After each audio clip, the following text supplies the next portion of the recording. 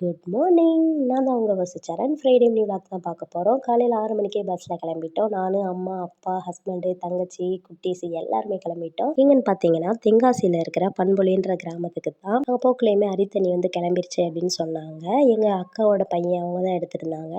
எங்கள் சின்னண்ணா பால் குடம் எடுக்காங்க. அபிஷேகம் கட்டுறதுக்காண்டி எல்லோரும் கோயிலில் வெயிட் பண்ணிக்கிட்டு இருந்தாங்க. பெரியம்மா, பெரியப்பா, அண்ணா, அண்ணி, அக்கா, அத்தான், தங்கச்சி, குட்டீஸ் எல்லாருக்கும் ஒரு ஹாய் சொல்லிட்டு நாங்களும் போய் ஜாயின் பண்ணிக்கிட்டோம். இந்த மாதிரி கிராமத்து திருவிழா அப்படின்றதெல்லாம் நான் வந்து சின்ன வயசில் பார்த்தது. ஆனால் எனக்கு ரொம்ப பிடிக்கும். ஆனால் இப்போ இதுக்குள்ளே போனதில்லை. மேரேஜ் ஆகி ஃபஸ்ட் டைம் நான் இப்போ தான் பார்க்குறேன். நீங்களும் இந்த மாதிரி பார்த்துருக்கீங்களா அப்படின்றத சொல்லுங்கள். இது வந்து ஊர் சேர்ந்து நடத்துகிற திருவிழா கிடையாது. பூர்வீக கோயிலில் நடத்துகிற திருவிழா.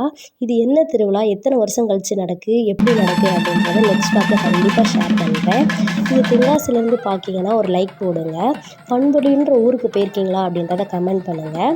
சேத்தூர் கப்பிள்ஸ் அப்படின்ற நம்ம சேனலை சப்ஸ்கிரைப் பண்ணுங்கள். பாய்.